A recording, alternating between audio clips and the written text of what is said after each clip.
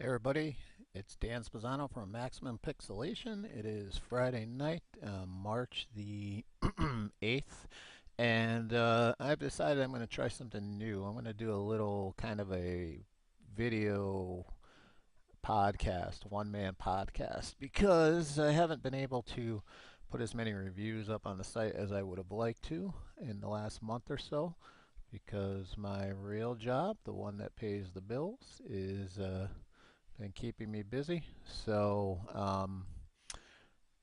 I wanted to just kind of come on and talk and show a couple things, and hopefully this is enjoyable. It's also more of a test of the equipment. We're going to be doing some more live streaming as we go along here, and just want to see how this goes. This is not being live streamed though. So hopefully you'll learn something if you're too busy to keep up with all the news that goes on during the week. And if this starts to become a regular thing, I'll try and get some guests on here and talk to some publishers and developers and whatnot as we go along, and maybe some of my friends that are in the industry, I'll get them on here and they'll start talking to. So why don't we start off with what I've been playing this week? I'd like to talk about a couple things. Tomb Raider for the PC. I live streamed some of that. You can see it right here on the site. It's also on our Twitch channel and on the YouTube channel. Never been a big Tomb Raider fan myself, but I'm really liking this game. I don't know if it's the graphics, the story, some of the voice acting is cheesy, but for the most part, it's done really well. There's a lot of cutscenes, but they flow into the gameplay really nicely. A lot of QTE events, which I'm not a big fan of, but the good thing is the gameplay, the rest of the gameplay makes up for it. It's kind of a cross between Uncharted and Far Cry, although it's not as open world as Far Cry. It's kind of open world in the sense of the Batman games, but it's pretty good. I haven't finished it yet. When I do finish it, I'll probably do a review, hoping to wrap it up this weekend. I got a lot of things on my plate, so Tomb Raider, if you haven't checked out the live stream, please do.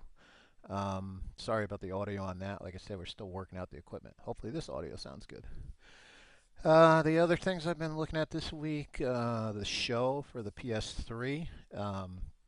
For those of you that are new, and there seem to be a lot of you, I kind of got started doing this, writing about games, way back when Computer Gaming World was around, and I wrote an article when I was 14, so that was a long time ago, about basketball games. So got into this industry, made a lot of friends via sports games, and branched out to board games, and I like all sorts of games, but still go back to the sports games. Now they're all on consoles instead of the PC, or the majority of them. But so the show is obviously the best baseball game on the market. I mean, the only competition it has is the MLB series, which is total crap. So this year's show, I've only played about 4 or 5 games. There's been some reports of stuttering issues. I haven't seen them. They've added a new beginner mode for people like myself who suck. I've gotten worse at this game as my age goes on, I should say. And so the show added this new mode. It's pretty cool, but it only works you through the beginner level. So when you play one game, if you have any kind of skill, you'll work through the whole beginner level. So not much of an addition, but there are quite a few other additions to the game. Really liking what I'm seeing so far. I hate what they did to the guess pitch for those of you that are show players. When you guess the pitch location now, just the pitch location, the ball flashes red. And when the ball's coming out of the pitcher's hand and you're trying to pick it up and it flashes red, at least for me, it kind of makes me lose track of where the pitch is going. You have to guess the location and the pitch type to get the indicator that I'm used to, which is the zone and the whole box going red. If you guess the pitch type but not the location, you get nothing, which, in the end run is more realistic. I mean, really none of it's realistic, but yeah, just not a big fan of what they did with that. Probably going to turn off that indicator altogether. So anyway, the show may or may not be reviewing that. Predictably, our core audience is probably not into sports games. Board game wise, I've been playing a lot of X-Wing. If you didn't see the wonderful unboxing video I did of the Wave 2 ships, feel free to check out the YouTube page. And played a lot with the Millennium Falcon, the Slave 1, and the A-Wings and the TIE Interceptors. Actually shooting some video of that, hopefully have that ready in a week or two, of a game with just some of the new ships, Wave 2 ships, just so you can see how they play. Really, besides the Millennium Falcon, I mean, there's a new boost action, so it's pretty decent. So X-Wing, still into that. Dust Tactics, Dust Warfare. Big Dust Tactics fan. Haven't played that much Dust Warfare. Made myself a promise about getting close to a year ago now that I wasn't going to buy anything else until I painted all my figures, which is probably close to 300. And I've got about, I don't know, 6 or 7 sets left and about 4 or 5 walkers. And then I'm done, and then I can start buying some more stuff, which is just crazy because I can't even tell you the last time I played the game. It's become more of a collecting, painting thing for me now, which is just nuts because I don't have anywhere to store the stuff. If you're interested in learning how to play Dust Warfare, Rodney Smith, who hosts Watch It Played on YouTube, which is one of my favorite shows, he's doing a series right now on how to play Dust Warfare, which is, it's a tabletop rules of Dust Tactics. And like I said, I haven't played much of it. Played a couple of games of it. It's not that complicated, but Rodney does a good job. I'm sorry, Rodney does a good job with everything he puts up there, so you might want to check him out. And then the last thing I've been toying with this week is the Tiger Woods demo for the 360. It's also out for the PS3. I'm a big golfer, and I tend to play Tiger Woods every year, even though the series has continually gone downhill. This year, they've hyped making a new simulation mode and then some just basic bullshit marketing stuff like the legends, and you can play as Jack Nicklaus, and they put a sepia tone over everything, and supposedly that's cool. I haven't seen any of that. The demo just lets you play a 3-hole connected tournament or 3-hole offline with Tiger Woods. So this added difficulty, the simulation mode, is basically they've taken away any of the visual aids, and you can't zoom in to aim. So they've made it a lot harder. And the golfers have different types of swings. Like Tiger Woods plays a fade. So instead of pulling the analog stick straight down and pushing it forward, you have to pull it from down to 5 o'clock and up to 11 o'clock. It makes it a little harder. There's also a female golfer, I forgot her name, that's in the demo. She has a draw, and the draw is you pull down to like 7 o'clock and you go up to like 1 or 2 or 3 o'clock. And like I said, they got rid of the aids, so like, you can see which way the wind's blowing, but you don't know how much. There's no putting grid. So there's a lot of things to like about it, but I'm not sure how I feel about, I mean, basically how they've inflated the difficulty. They basically made the game harder to play, which is good to get more realistic scores. And I'm not sure how altering the players' interaction with the game is the way to solve that. I mean, you should be able to program a game where somebody is making a normal swing and doesn't hit 95% of the fairways. You should be able to do that. You should be competent enough to do that. Yeah, if I'm on a golf course, I don't know how hard the wind's blowing. I don't know if it's 5 or 10 or 50 miles an hour. I know which way it's blowing like I do here, but I can feel how hard it's blowing. Okay, with this new, unless I'm missing something, all you can see is which way it's blowing. You don't know how much. Maybe the environment will reflect that on a really windy day. Maybe the trees will be blowing. I haven't really seen that in the demo. So season ticket comes out at the end of probably about 2 weeks. I'm going to give it a try, mainly because I'm an avid golfer and I love golf games. But like I said, I don't think what they were trying to accomplish with this demo they accomplished, because everybody I know who plays this game that was excited for it is kind of on the fence now. So I wouldn't exactly call that a win. So that's what I've got going on this past week. Oh, and the Neverwinter MMO beta. It's the second beta weekend this weekend, and I'm playing in that and testing it out. I was going to capture some video and do a live stream. I'm not really sure if that's allowed, and I wasn't able to contact anybody to find out. I really like it, but it's it's an action MMO. You're gonna chomp on the mouse button to swing and do all sorts of things. But it's an MMO. It's like go here, kill this guy, come back here. Look, there's a guy with instead of an exclamation point, he's got a diamond over his head.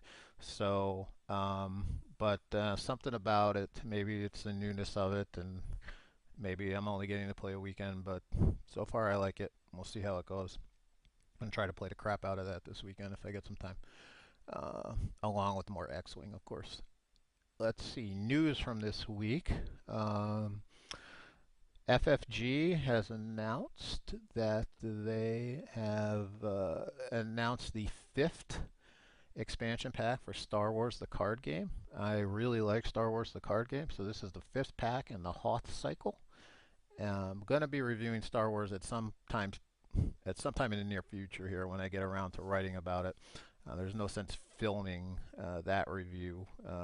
FFG actually has a good tutorial on their site. What I find funny about this, or I shouldn't because this is standard for the course with Fantasy Flight, is this is the fifth pack announced, and there's not a single one of them out yet. I think we're supposed to get some this month, like maybe the first one, or maybe the first and second one. I don't know, but I'm ready for a an expansion pack because I like the game and the deck building aspect is really cool, but you played it as much as I had at this point. You want some new cards. So that's coming up. They also announced a first big deluxe expansion for Netrunner called Creation and Control. So I'm going to confess to you guys something. I bought Netrunner. I bought myself and Chris, who used to write for the site, a copy back at Gen Con last year. Chris doesn't write for us anymore. Like most of the guys who were writing at one time have gone away. Um, it's just basically real life, no time, and I'm not paying anybody, so I really can't force them to write. But he was going to do a review for this game. I played it several times, and I just don't get it. Not that I don't get the rules, it never clicked with me. My copy, in fact, is still unpunched and just sitting on my shelf. So I mean to give it another go at some point and see what I'm missing because this game is very popular. But so for those of you who are Netrunner fans, that was announced this week as well. Um, there's also a whole big to do on the upfront Kickstarter and the legal issues again on Board Game Geek. If you want to spend about an hour of your lunch reading through like a 20-page thread of people talking about it that have no idea what they're talking about, be my guest. But it makes for good entertainment to see people complaining about a guy who's trying to get back $250,000 he lent the company, and they're complaining about him doing that because if his lawsuit goes through, they're going to lose the $50 they put down on a board game. I don't know. Anybody else see the irony in that? So, if you want to have yourself a good laugh, there's a thread on Board Game Geek for that.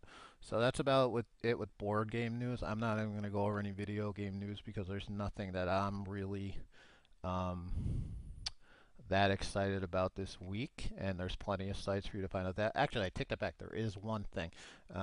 For those of you who have backed the Shadowrun Kickstarter, Shadowrun Returns, they have posted an alpha video today. I'm pretty sure anybody can see this, but just in case that's not true, I'm not going to play it.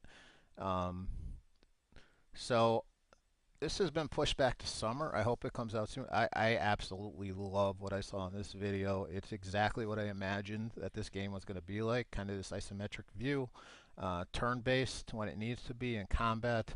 The decking works like I thought it would. The shaman spear control is just freaking awesome. And there's going to be an editor so you can build your own stuff. I mean, just give this to me now, okay? Stop messing around, harebrained. Just put it out. Give us a beta, please.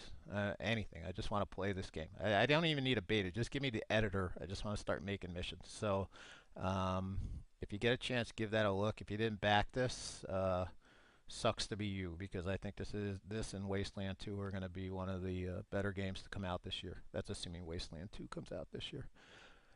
So let's wrap this up today with going over some Kickstarter stuff you may or may not know about. These are all things that I have backed, and Let's go ahead and start with Zombicide Season 2.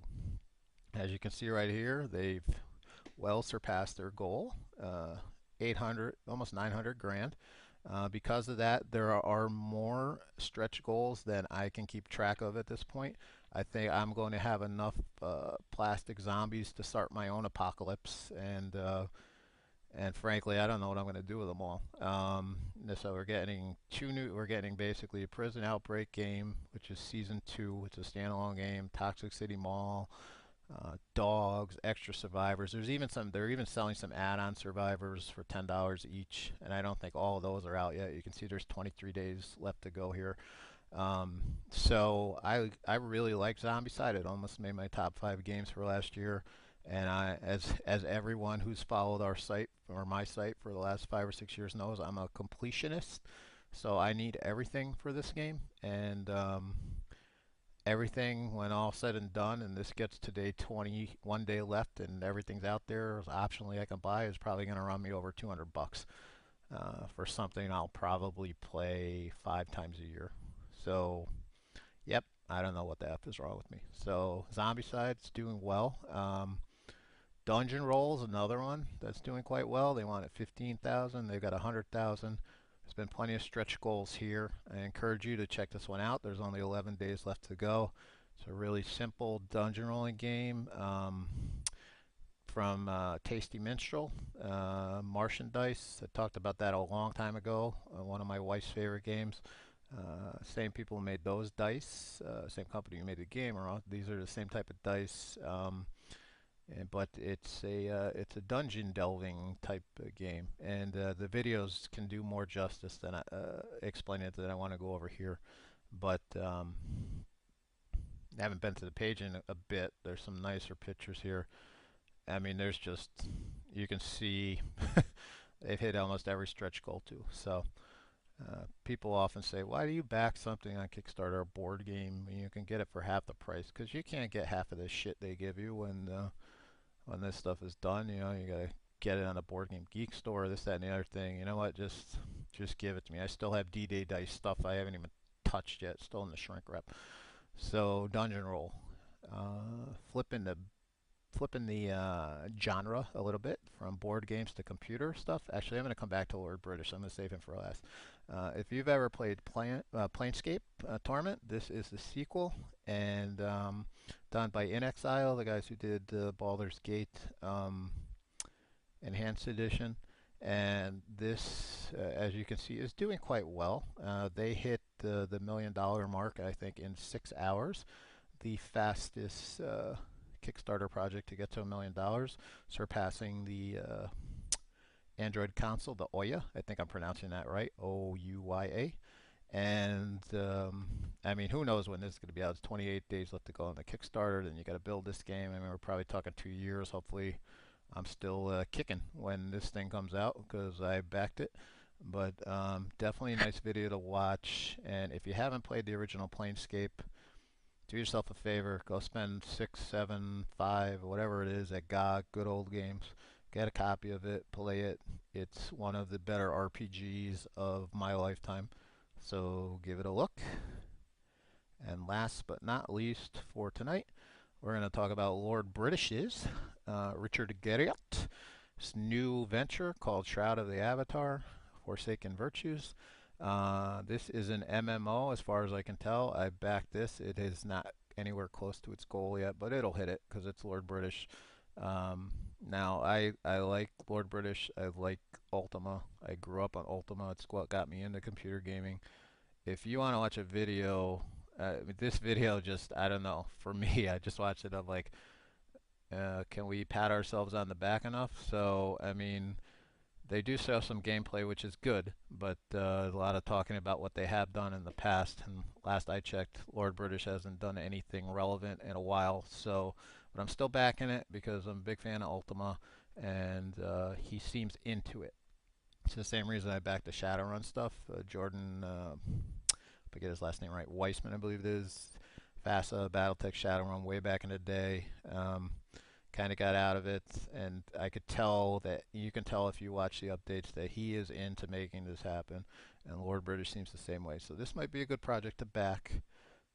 Again, something we probably won't see for a couple of years. The problems with backing stuff on Kickstarter is, um, besides not being guaranteed to get anything, is you're usually in for a long wait or a year or more. So Kickstarter is not for patient people. So anyway, that's what we've got tonight. Like I said, I've got in terms of hey, Board Game Geek, woohoo! So in terms of upcoming reviews, I've got Mice and Mystics, I've got Star Wars the card game, I've got Bandit Tie, Andre the Abyss from GMT, and quite a few others that are half written or half recorded that I just haven't had the time. Every time I think it's going to slow up, it doesn't. So, but hopefully we'll get some stuff up there soon. We're going to be doing a lot more live streaming of PC games, and because I don't really have as much time as I want to anymore, I'm probably going to transition more from a lot of reviews to a lot of just letting you look at a game and giving you my impressions on it instead of trying to play it 5 or 6 times to give it a review. So you can get an immediate look at it, and you can be your own judge based on what you see and my thoughts instead of me telling you what to think. So and like I said, hopefully we'll get some of my friends and my enemies on here in the future. And if you have anything you'd like us to cover or Kickstarters I should be aware of, please give me a shout at maximumpixelation@gmail.com, or you can hit me on the site or our YouTube channel or Twitter or Facebook or Twitch TV, you name it. I'm everywhere social. I'm a social dude, even Steam. You can find me over there too. So until I do this again, which will hopefully be next week, hopefully you enjoyed it, and keep gaming. Please keep gaming. Later.